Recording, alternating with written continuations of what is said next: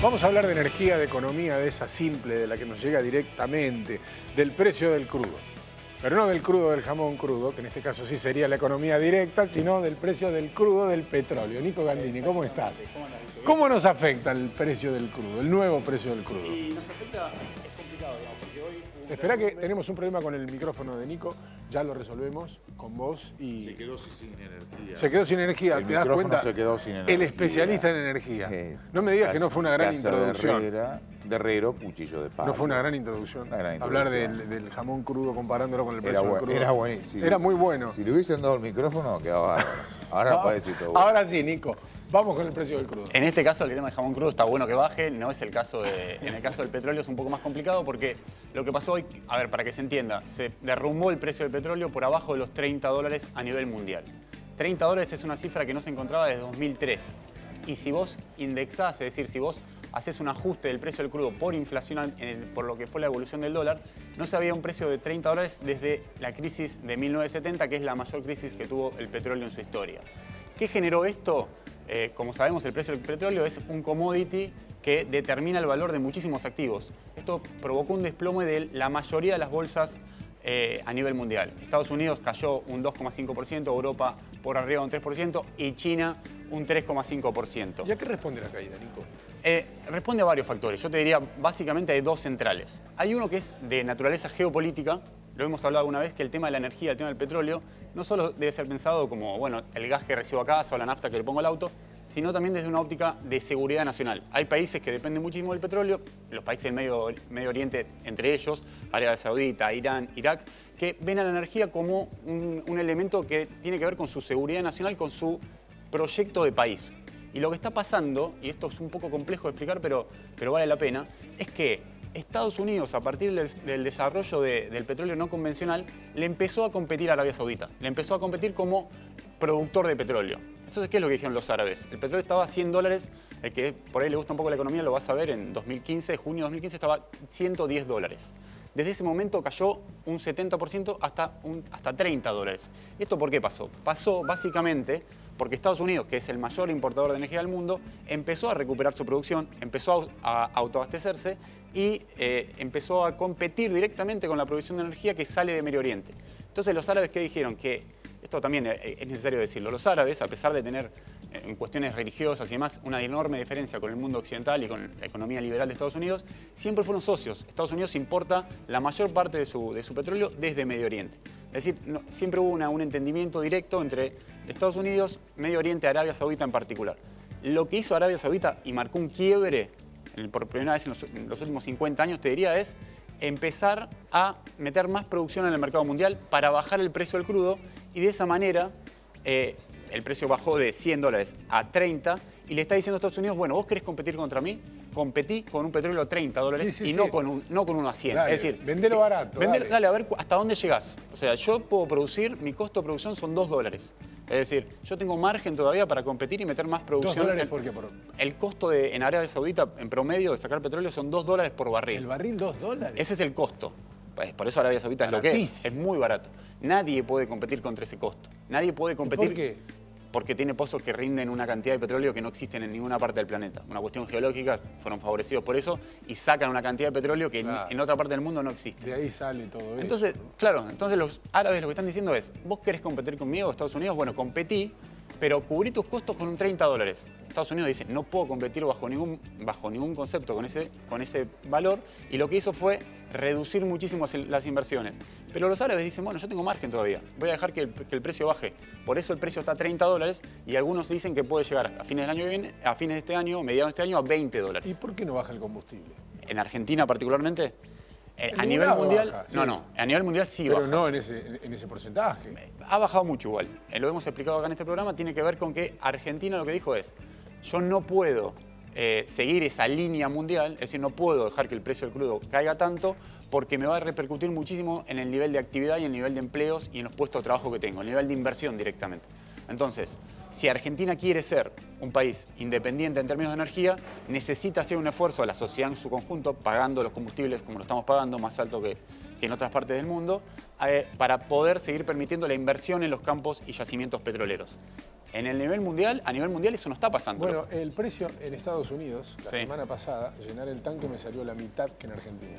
Bueno, es que pasa eso. $30 Sí, para llenar el tanque. está bien. Cuando en Argentina te cuesta 700. Sí, 700. más, tengo un tanque grande. Ahí hay dos temas. Uno tiene que ver con que Estados Unidos no tiene impuestos casi a los combustibles. Es una economía liberal, ellos tienen esa concepción del mundo, con lo cual no graban con impuestos al expendio de combustibles en las estaciones de servicio. Argentina hace lo contrario. Vos pagás 14 pesos... No, tienen una gran carga impositiva. Exactamente, pagás 14 pesos el litro de nafta en la Ciudad de Buenos Aires, alrededor de entre 6 y 7 pesos son impuestos. Es plata que recauda el Estado para hacer distintos tipos de obras, infraestructura, lo que participa a nivel provincial. Son distintas políticas, digamos, distintas visiones. Entonces lo que pasó en Estados Unidos es, con un precio a $30, por eso vos pagaste más barato la nafta, porque el combustible indudablemente bajó.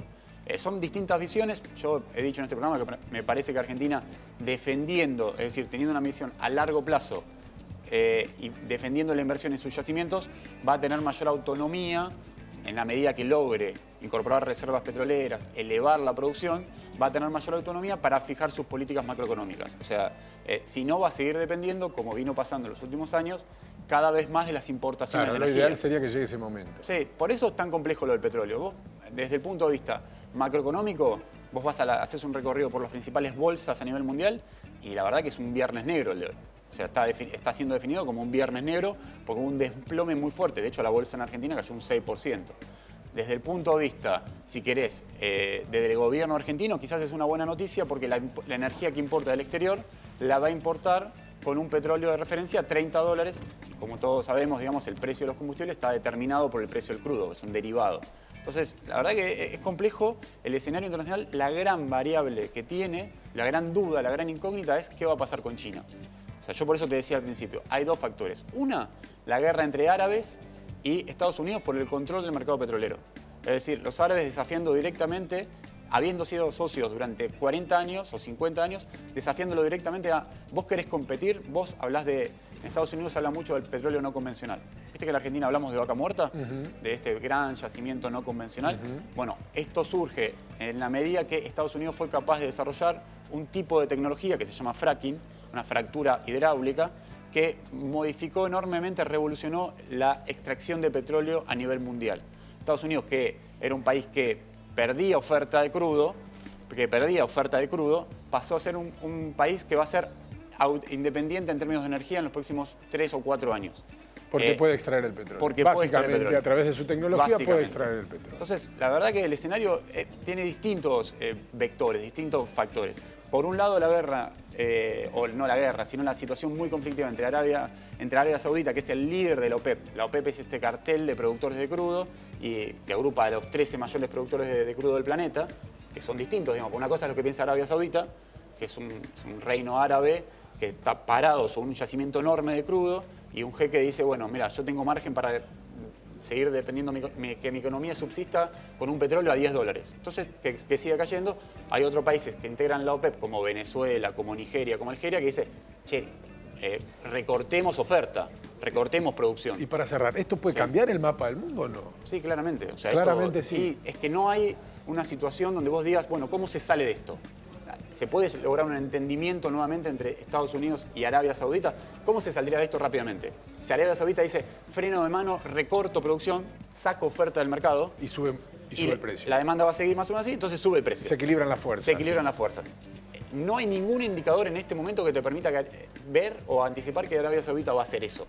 O sea, Arabia Saudita es el líder de la OPEP, lo decíamos recién. Entonces, vamos a decir, ¿puede cambiar el mapa del mundo? Indudablemente. Es la primera vez que, siendo antagónicos en un montón de aspectos culturales, religiosos, económicos, Arabia Saudita y Estados Unidos siempre se habían entendido en el mapa energético. Son socios, claramente. Sí. Hoy ya no lo son más. Mirá Entonces, vos. indudablemente se abre un camino, algo nuevo.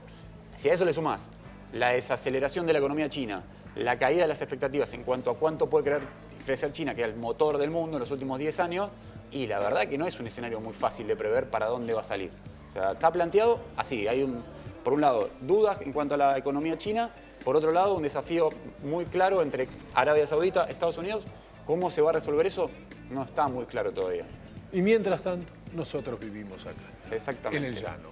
En el llano, alejados de ese gran concierto internacional. Lo cual es positivo en algún punto para Argentina porque puede seguir marcando algún tipo de política propia. Es decir, bueno, queremos apuntar a una... Argentina tiene oportunidades para producir más petróleo y más gas. ¿Se quiere extraer eso o queremos ser un país importador? Bueno, ese es el capítulo doméstico, el capítulo local que se está definiendo también en estos momentos. La próxima nos lo contás. Perfecto. Gracias, Nico.